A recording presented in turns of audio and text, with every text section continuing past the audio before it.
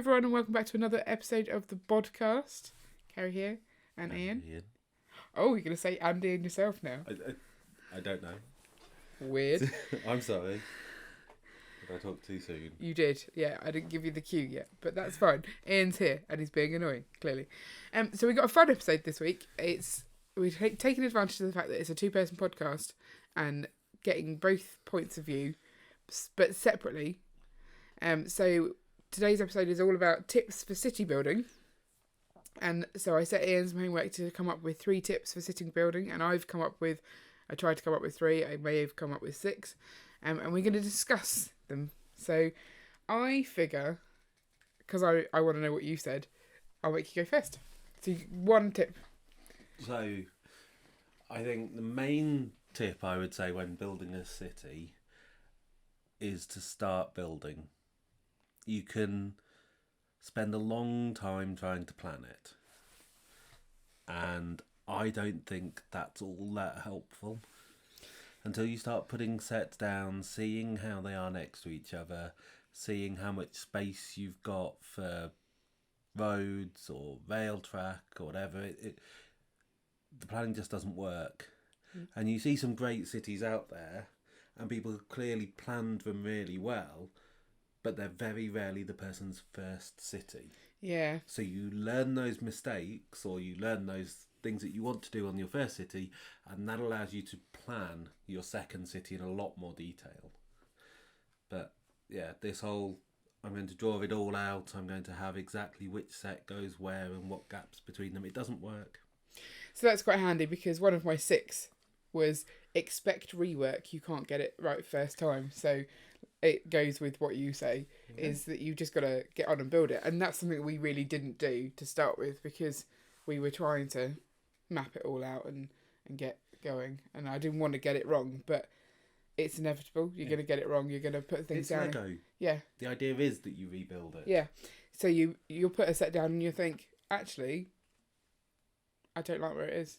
So I would say that's like one of the mistakes that we made, or that I made, and you got frustrated by. Yep. Okay, so on that note, I guess we can start with my first one, which is choose your city building partner carefully. What are you saying? I'm thinking more actually that you are probably regretting starting a city with me, because I frustrate you a lot. I don't know if it's meant to be a thing you do with other people. I mean, we see a lot of YouTube channels where it's a family building their city. Do we? You've got Dr. McBrick. That's him and his stepson building. Or like, he's got input. Yeah, I don't know how much. So I don't know if it's the one kid or the 2 kids.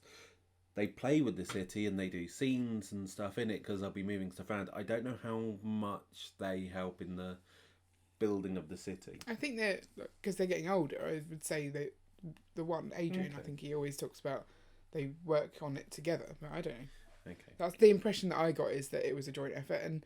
And Alex Noons, he seems to have his kids' input, but not at the same time. So I think he's probably there playing with it and he's building it.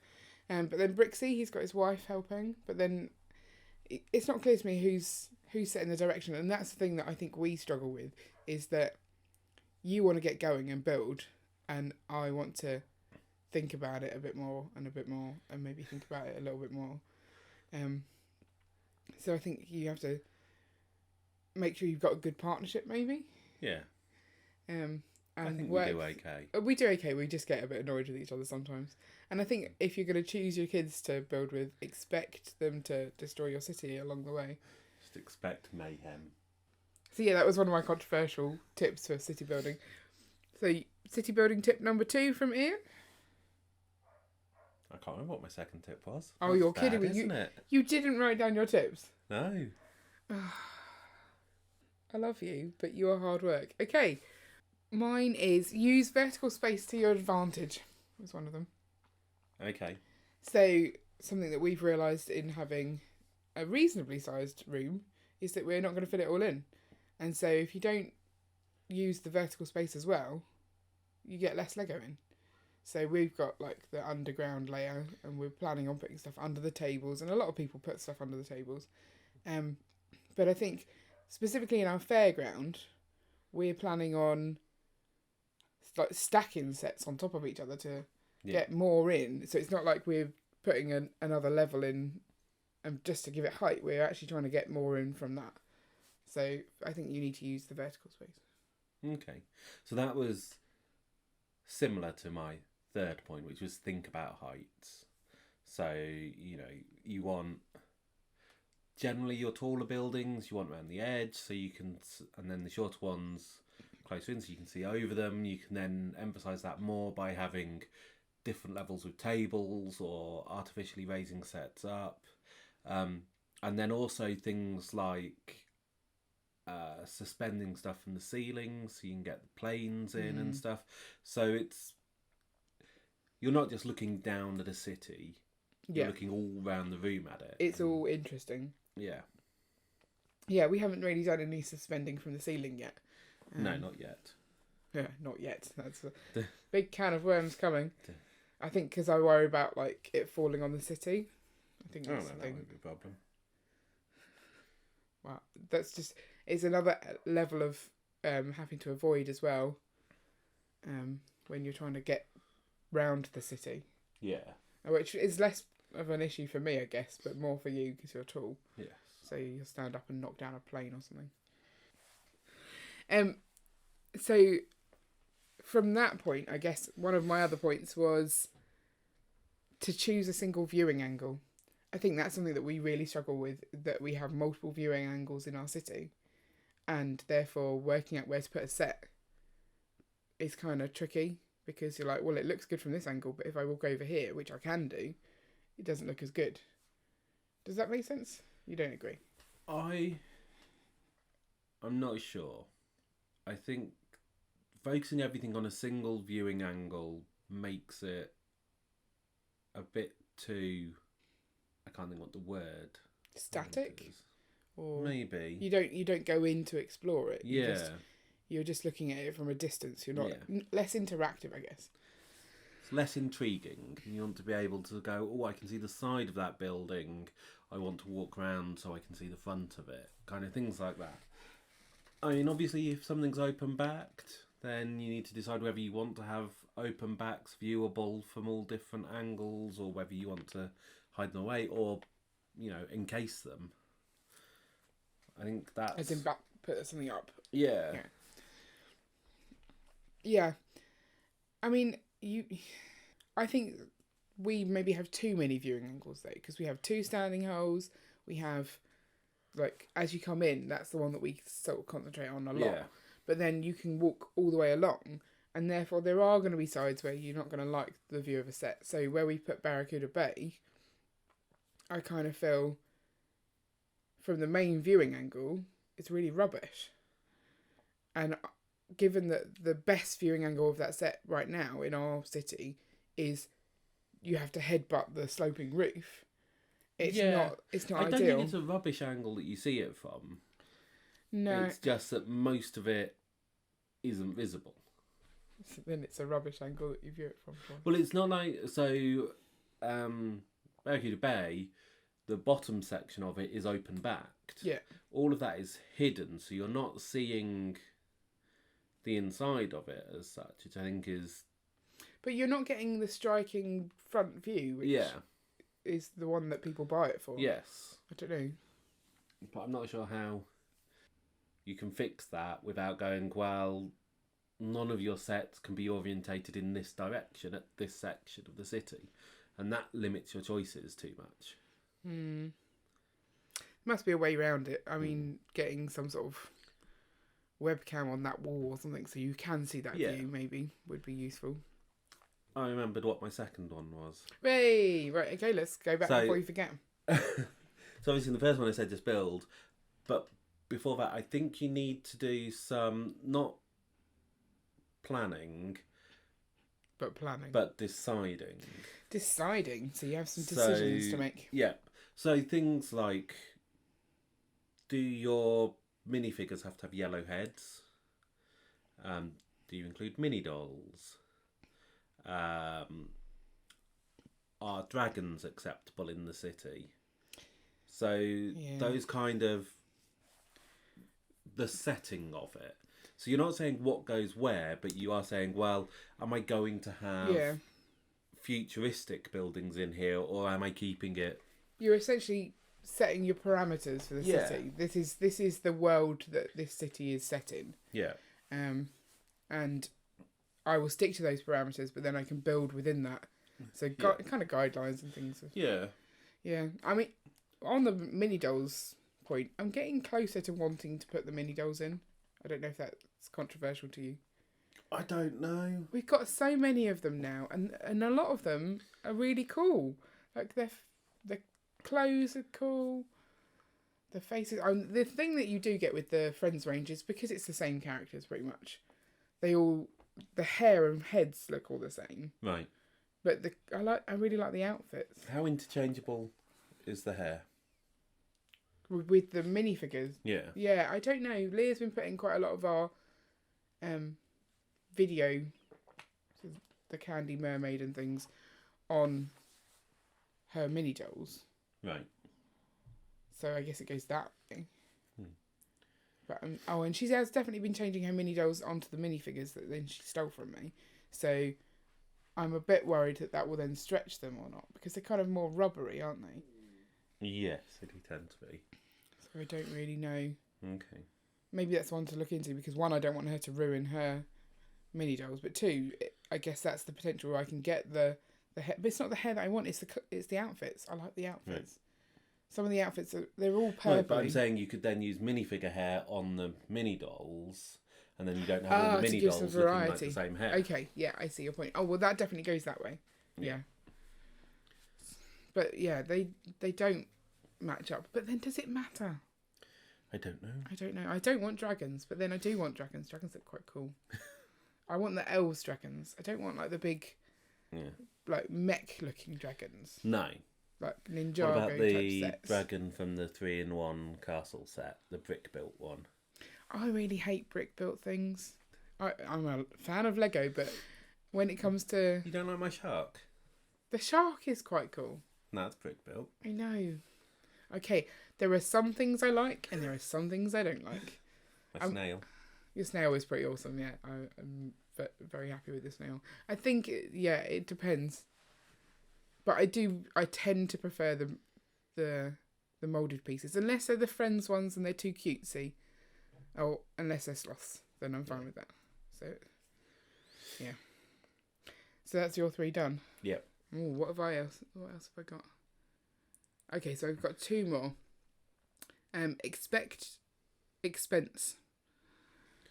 Yeah. So, especially if you're going to be mocking or like just trying to landscape your city, because I think that's where quite a lot of the expense comes in. All the little tiny bits that you add, they add up.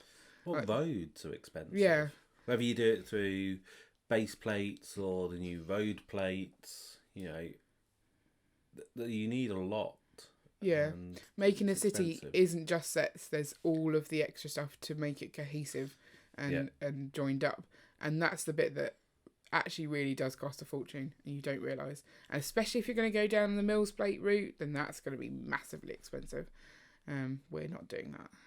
But yeah, you just have to expect it. But then I've also try and plan it. So I think at the start you went really full force into the underwater scene because you were excited about it. And so that was a lot of big purchases straight up.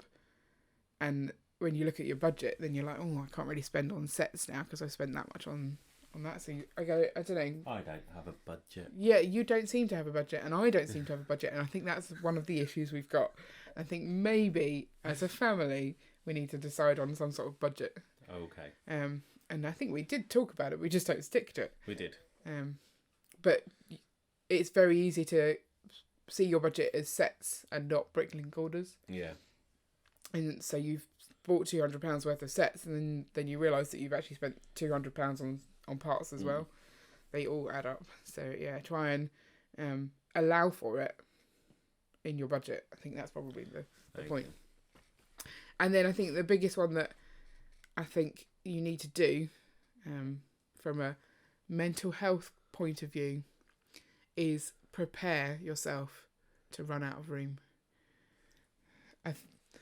Yes, it is inevitable. And you'll be massively disappointed, especially when you realise halfway through, and therefore you have to live with the fact that you know that all the sets you already bought aren't going to fit. So I think, you have to... I'm not saying plan for it as in buy an extra big house. I'm not saying do that kind of thing, although that would be really cool. Or buy the house next door and knock through. But yeah, just make yourself a little bit less sad when it happens. Know it's going to come, because I was really sad. Okay. And also know that new sets are going to come out that you're going to want to add to your city. Yeah. So don't feel like you have to fill it all, like really cram it the first time. Yeah, especially as you're going to be if you're slowly building a city, in the space of a year, if you've built your city, there's going to be so many sets that have come out that you might then want in your city. So you will want more sets, and you'll want them, and you'll go, well, that's actually a better option for this space. Yeah. But now I've got no room, so you're going to have to swap things in and out, or use the vertical space. So I think, they all go together. Okay. I think that was quite cohesive. Like your ones went with my ones. Yeah. Nothing too controversial. Probably not. So I was thinking one more tip, which is not so much about a Lego city, but having a Lego City YouTube channel. Ooh. Where you kind of want to work out what your USP is, your unique selling point. What is it that makes your city different to the others? Is it the amazing mocks? Is it the size of it? Is our USP our fairground? I think so. So the interactivity of the fairground, and hopefully soon other bits of it which will be motorised.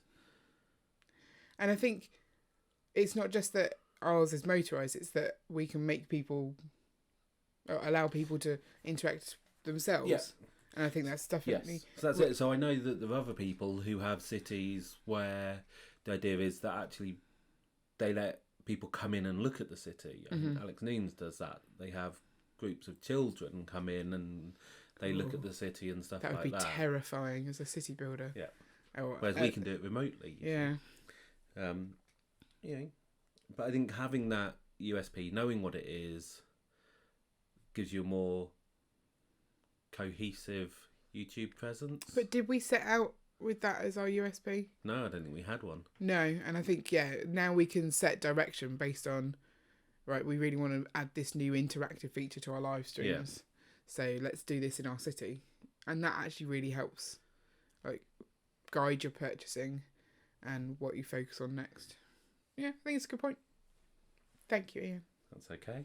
It's been a fun podcast. It has. Okay, so if you are starting a city, good luck with it. Send us a link to your city so we can have a look. If you want to check out more of our interactive city, then do check out one of our live streams on a Sunday night on our YouTube channel. If you're listening elsewhere, then obviously you'll need to head over to YouTube for that. Don't forget to like and subscribe on YouTube, or send us a message elsewhere to let us know you're listening and just say hi. And we will see you next time. Bye. Bye.